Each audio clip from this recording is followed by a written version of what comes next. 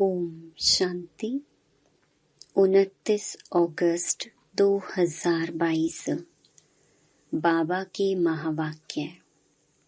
मीठे बच्चे, तुम्हें अपनी दैवी मीठी चलन से बाप का शो करना है। सबको बाप का परिचय दे वर्षे का अधिकारी बनाना है। प्रश्न, जो बच्चे देही अभिमानी हैं, उनकी निशानियां क्या होंगी? उत्तर, वह बहुत बहुत मीठे लवली होंगे। वह श्रीमत पर एक्यूरेट चलेंगे। वह कभी किसी काम के लिए बहाना नहीं बनाएंगे। सदा हाँ जी करेंगे, कभी ना नहीं करेंगे। जबकि देही अभिमानी समझते यह काम करने से मेरी इज्जत चली जाएगी।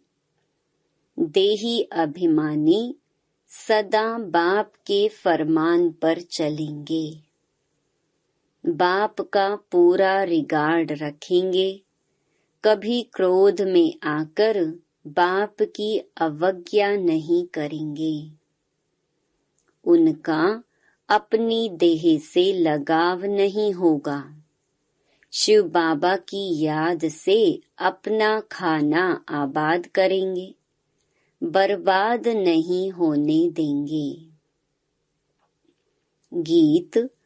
भोलेनाथ से निराला कोई और नहीं। ओम शांति। इतनी सारी बड़ी दुनिया है, इसमें भारत खास और यूरोप आम कहें, क्योंकि भारत तो प्राचीन ही है। यह तो समझते हैं असुल भारत ही था। सब धर्म वाले यह तो जानते ही हैं कि हम एक दो के पिछाड़ी आए हैं। हमारे आगे भारत ही था। यह तो समझ की बात है ना। तुम बच्चे जानते हो कि बरोबर भारत ही प्राचीन है। उस समय भारत ही बहुत धनवान था, तो स्वर्ग कहा जाता था। इस समय तो कोई मनुष्य मात्र बाप को जानते ही नहीं, सिवाय तुम बच्चों के। सो भी नंबरवार पुरुषार्थ अनुसार है, तो हर एक खुद समझ सकते हैं कि बेहद के बाप को नहीं जानते। पुकारते हैं, भक्ति करते हैं, परंतु बाप की बायोग्राफी किसको पता नहीं है। गाया भी जाता है कि फादर शोज सन, सन शोज फादर। अब तुम बच्चों को ही बाप का शो करना है। फादर तो अपना शो नहीं कर सकता। फादर तो बाहर नहीं जाएगा। तुम बच्चों को ही बाप का परिचय देना है। यह भी समझते हैं कि बेहद का बाप स्वर्ग का रचयिता है। उनको अगर जानते तो आश्चर्य लगता है। हम भगवान के बच्चे दुख में, आयरन एज में क्यों? यह प्रश्न भी तुमको पूछना है। पहला प्रश्न पूछना है, तुम्हारा परम पिता परमात्मा से क्या संबंध है? पूछने वाले को तो जरूर मालूम है, और कोई भी पूछता नहीं, क्योंकि मालूम नहीं है। तुम कोई से भी पूछ सकते हो। यह तो कॉमन रीति से सब कह देते हैं, ईश्वर सर्वव्यापी है। परंतु सर्वव्यापी का तो कोई अर्थ ही नहीं। दुखहर्ता सुख करता कहते हैं ना। दुख मिटाने वाला, सुख देने वाला तो एक चाहिए ना। तुम थोड़ा भी टच करेंगे, समझाएंगे, तो समझेंगे बरोबर सतयुग में सुख ही सुख था। अभी तो दुख ही दुख है, तो जरूर सबके दुखों को बाप ने मिटाया होगा। यह तो अति सहज बात है। तुम्हारी समझ में आता है हम पारलौकिक मात पिता के बने हैं। यह ज्ञान की बातें अभी यहाँ चलती हैं, सतयुग में नहीं चलती। वहाँ तो ना ज्ञान है ना अज्ञान है। ज्ञान देने वाला वहाँ कोई है नहीं। ज्ञान से तो प्रारब्ध पाली। तुम अभी ज्ञान से प्रारब्ध पा रहे हो, नंबरवार पुरुषार्थ अनुसार। देही अभिमानी बनना बड़ी मेहनत की बात है। शिव बाबा की सर्विस में जो तत्पर रहेंगे वही देही अभिमानी बन सकते हैं।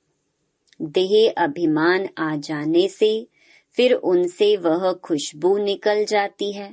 उनकी चलन से ही सारा मालूम पड़ जाता है कि यह देह अभिमानी हैं। देही अभिमानी बहुत मीठे लवली होते हैं। हम एक बाप के बच्चे ब्रदर्स हैं, आपस में भाई बहन भी हैं। दोनों ही श्रीमत पर एक्यूरेट चलने वाले हैं। ऐसे नहीं कि एक श्रीमत पर चले, दूसरा बहाना बनाकर बैठ जाए। श्रीमत पर ना चलने वाले को बाप कभी अपना बच्चा कह नहीं सकते। बाहर से भल बच्चे बच्चे कहते हैं, परंतु अंदर में समझते हैं कि यह ना फरमान बरदार हैं, यह क्या पद पाएंगे। बाप दादा दोनों समझ सकते हैं। श्रीमत पर अमल नहीं करते हैं। देह अभिमान के कारण श्रीमत पर चलते नहीं हैं। देही अभिमानी बड़े मीठे होंगे। यह आसुरी दुनिया कितनी कड़वी है। मात पिता भाई बहन सब कड़वे।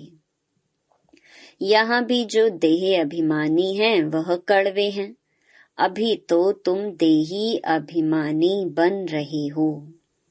कोई तो सिर्फ तमो प्रधान से तमो तक आए हैं, सिर्फ प्रधानता निकली है। कोई रजो तक पहुँचे हैं, सतो में तो कोई कोई आए हैं। ऐसे नहीं कि धीरे धीरे आते जाएंगे। कब तक धीरे धीरे चलते रहेंगे। देही अभिमानी को कभी देह का अभिमान नहीं रहेगा कि यह काम मैं क्यों करूं, इसमें मेरी इज्जत जाएगी। तुम पाकिस्तान में थे तो बाबा भी बच्चों को सिखाने के लिए सब काम करते थे कि देह अभिमान ना रहे। देह अभिमानी बनने से सत्यानाश हो जाती है। बाहर में जो प्रजा बनने वाले हैं उनसे भी गिर पड़ेंगे। प्रजा में जो साहूकार बनेंगे उनको भी नौकर चाकर मिलेंगे। यह तो और ही जाकर नौकर चाकर बनते हैं। इनसे तो वह साहूकार अच्छे ठहरे ना। बुद्धि से काम लिया जाता है तो समझ में आता है जो बच्चे नहीं बनते हैं, सिर्फ मददगार बनते हैं तो भी अच्छे धनवान बन जाते हैं।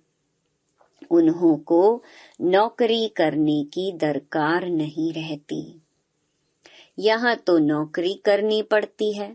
पिछाड़ी को करके राज्य भाग्य ताज मिलेगा। सजा तो खानी पड़ती है दोनों को। इन सभी बातों को ज्ञानी तो आत्मा समझ सकते हैं। अज्ञानी देह अभिमानी है, उनकी चाल ही ऐसी है। समझा जाता है कि यह कोई काम का नहीं। यहाँ तो बच्चों को श्रीमत पर चलना पड़े, नहीं तो माया बड़ा धोखा देने वाली है। झट देह अभिमान आ जाता है। देह अभिमान को मिटाए, देही अभिमानी बनने में ही मेहनत है। यहाँ रहने वालों को तो फिर ब्राह्मणों का संग है। बाहर तो दुनिया बहुत खराब है। ज्ञान में संग ऐसा होना चाहिए फर्स्ट क्लास, जो उससे पूरा रंग लगे। देह अभिमानी का संग मिलने से एकदम मिट्टी पलीत हो जाती है। फिर फरमान पर भी नहीं चलते हैं। बाबा कहते हैं, अगर हमसे आकर पूछो तो झट बताएंगे तुम फरमान बरदार हो व नहीं।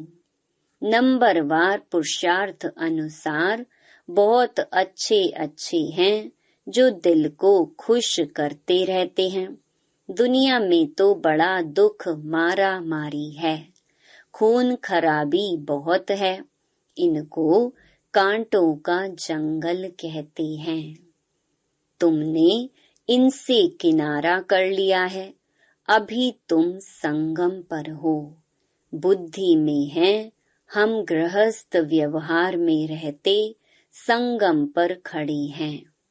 अभी हम कांटों से फूल बनते जा रहे हैं, कांटों से पल्लव निकलता जा रहा है। दुनिया में रिलीजियस सिर्फ तुम ही हो, वह भी नंबरवार पुरुषार्थ अनुसार। जो बाप को ही नहीं जानते वह हुए इररिलीजियस। कहते भी हैं धर्मी और अधर्मी, पांडव और कौरव।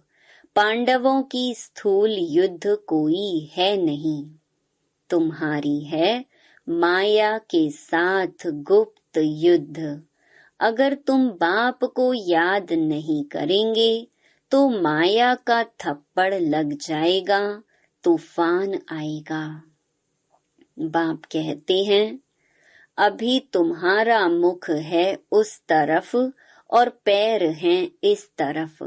हमेशा याद करते रहना चाहिए नई दुनिया को।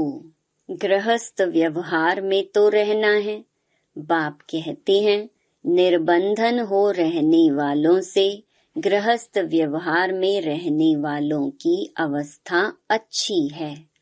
सब तो एक जैसे नहीं हो सकते, नंबरवार हैं। स्कूल में कोई एक जैसा नंबर थोड़े ही लेते हैं। यह भी बेहद का स्कूल है। बाप सब सेंटर वाले बच्चों का ख्याल रखते हैं। इनको कहेंगे विशाल बुद्धि। विशाल बुद्धि तब बनेंगे जब बाप को याद करेंगे। तुम बच्चों की अब विशाल बुद्धि बनी है। तुम मूल वतन, सूक्ष्म वतन, स्थूल वतन और यह सारा चक्र कैसे फिरता है इसे जानते हो। इसको विशाल बुद्धि व बेहद की बुद्धि कहा जाता है। मनुष्यों की है हद की, तुम्हारी बनती है बेहद की बुद्धि। तो बच्चों को बहुत मीठा बनना पड़े। जितना मीठा बनेंगे, संपूर्ण बनेंगे, उतना वह भविष्य में अविनाशी बन जाएगा। देखना चाहिए कि हमारे में देह अभिमान तो नहीं है। अगर कोई काम में ना करते हैं तो समझा जाता है इनमें देह अभिमान है। सतयुग में सब देही अभिमानी होते हैं, जानते हैं एक पुराना शरीर छोड़ नया शरीर लेना है। यहाँ तो कितना रोते हैं। देह अभिमान है ना, देह पर बहुत प्यार है। तुम बच्चों के लिए यह दुनिया जैसे है ही नहीं। अशरीरी आए थे, अशरीरी बन जाना है। बेहद का बाप बच्चों को पढ़ाते हैं, उनका कितना रिगार्ड रखना चाहिए। बंदर किसका रिगार्ड नहीं रखता, हाथी को भी गुर गुर करेगा। तो जो अंदर के कड़वे रहते हैं उनको बाप सपूत थोड़े ही कहेंगे, कहेंगे इससे तो बाहर रहने वाले अच्छे हैं। रिगार्ड तो रहता है। यह भी ड्रामा ही कहेंगे, आज अच्छा चल रहा है, कल माया का तूफान लग जाता है। समझते नहीं कि हम कोई तूफान में हैं। बड़े बड़े को भी तूफान तो लगते हैं ना, फिर भी ड्रामा कहा जाता। हम शिव बाबा से वर्षा लेते हैं, यह भूलने से खाना बर्बाद हो जाएगा। खाना आबाद होगा शिव बाबा के भंडारे से। इनको भूला तो झोली खाली हो जाएगी। प्रजा में भी साधारण पद पाएंगे, सजा तो बहुत खाएंगे। खुद छोड़ने से फिर औरों को भी संशय बुद्धि बनाते हैं। बाबा को तो तरस पड़ता है, परंतु माया का वार सहन नहीं कर सकते हैं। उस्ताद सिखलाते तो बहुत हैं, अचल अडोल रहना है। नहीं रहते हैं तो बाबा समझते हैं अर्जुन सिल्वर एज तक भी नहीं पहुँचे हैं। वंडर लगता है। ज्ञान पूरा ना होने कारण, शिव बाबा से योग ना होने कारण गिर पड़ते हैं। तूफान तो क्या क्या लगते हैं, चढ़ना और गिरना यह तो होता ही है। गिर गया तो फिर उठ खड़ा होना चाहिए ना। हमारा काम शिव बाबा से है। कुछ भी है हमको वर्षा शिव बाबा से लेना है। मम्मा बाबा भी उनसे ही लेते हैं, उनको ही याद करना है, उनकी मुरली सुननी है। नहीं तो कहाँ जाएंगे, हट्टी तो एक ही है ना। यहाँ आए बिगर मुक्ति जीवन मुक्ति मिल ना सके। बाप के सामने तो आना है ना। हाँ, कोई बांधेली है बाबा की याद में मर पड़ती है तो वह भी अच्छा पद पा लेती है। यहाँ जो देह अभिमान में आकर अवज्ञा कर लेते हैं, उससे उसका पद अच्छा, क्योंकि बाबा की याद में मरी ना। अच्छा सौभाग्य है ना। इस ज्ञान मार्ग में और कोई तकलीफ नहीं है, बड़ा सहज है। यहाँ देही अभिमानी बहुत बनना है। बहुत देह अभिमान में रहते हैं। बाबा तो और कुछ कहते नहीं, सिर्फ दिल से अंदर तरस पड़ता है। शिव बाबा के भंडारे से शरीर निर्वाह करते हैं, यज्ञ की संभाल कुछ नहीं करते हैं तो पद क्या पाएंगे। इस यज्ञ की तो बहुत संभाल करनी है। जहाँ भी सेंटर्स स्थापन होते हैं वह शिव बाबा का ही यज्ञ है। इस यज्ञ रचने के लिए सिर्फ 3 पैर पृथ्वी चाहिए बस। कोई बूढ़े हैं, खुद समझा नहीं सकते हैं। अच्छा, फिर कोई बहने व भाई को बुलाओ, एक छोटा कमरा बना दो और बोर्ड लगा दो। बड़ा पुण्य का काम है। अभी कलयुग है, विनाश सामने खड़ा है। बाप से जरूर स्वर्ग का वर्षा लेना है। स्वर्ग का वर्षा मिलता ही है संगम पर, जबकि पुरानी दुनिया खत्म होती है, नई दुनिया स्थापन होती है। संगम पर वर्षा मिलता है जो फिर भविष्य के लिए अविनाशी हो जाता है। तुम बहुत समझा सकते हो, सिर्फ 3 पैर पृथ्वी चाहिए बस। 1-2 को उठाया तो भी अहो सौभाग्य। तुम एक ही मंत्र देते हो, मन मना भव। सिर्फ कहते हो बाप को याद करो तो अंतमति सो गति हो जाएगी। बाप स्वर्ग का खजाना देते हैं, सुना, बस बुद्धि में बैठा। स्वर्ग में आने लायक बन गया। जगह देने वाले को हक मिल जाता है। बाबा इतना सहज करके बताते हैं, कोई को सुख धाम का रास्ता बताओ। प्रजा बनी वह भी अच्छी, नंबरवार बनते जाएंगे। 3 पैर पृथ्वी का मशहूर है, इससे तुम विश्व के मालिक बनते हो। प्रजा भी कहेगी ना, हम विश्व के मालिक हैं। यह मकान भी 3 पैर पृथ्वी है ना, शुरू भी 3 पैर पृथ्वी से हुआ। एक कोठी थी, फिर धीरे धीरे बड़ा बनता गया। ऐसे बहुत आएंगे जिनको बाबा कहेंगे, तुम ऐसे पैसे क्या करेंगे। तुमको बहुत अच्छी राय देते हैं कि 3 पैर पृथ्वी की ले लो, 10-15 हॉस्पिटल कॉलेज खोलो, अपने गांव में मकान किराए पर ले लो। यह तो सब खत्म हो ही जाएगा। इससे तो इस खर्चे में 10-15 सेंटर खोलो तो बहुतों का कल्याण हो जाएगा। तुम बहुत धनवान हो जाएंगे। तुम छोटी सी जगह में यह कॉलेज खोल सकते हो। तुमको सिर्फ रास्ता बताना है, अंधों की लाठी बनना है। जगाना पड़ता है। बाप और वर्षे को याद करो तो बस तुम्हारा बेड़ा पार है। और कोई खर्चे आदि की बात ही नहीं।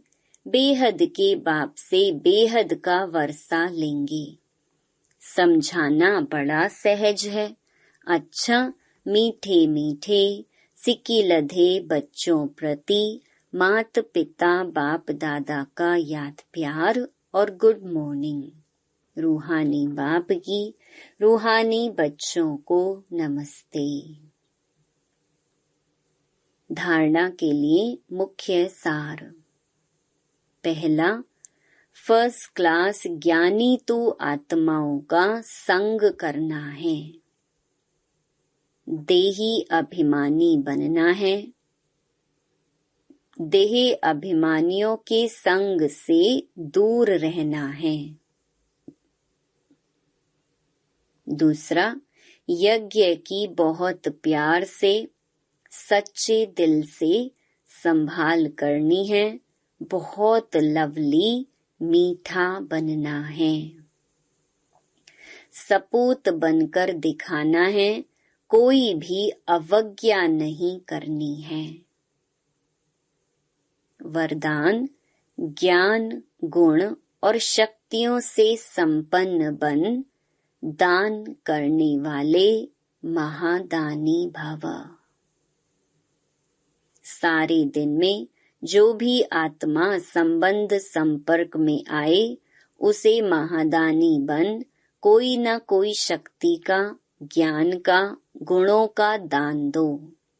दान शब्द का रूहानी अर्थ है सहयोग देना। आपके पास ज्ञान का खजाना भी है तो शक्तियों और गुणों का खजाना भी है। तीनों में संपन्न बनो, एक में नहीं। कैसी भी आत्मा हो, गाली देने वाली, निंदा करने वाली भी हो, उसे भी अपनी वृत्ति व स्थिति द्वारा गुण दान दो।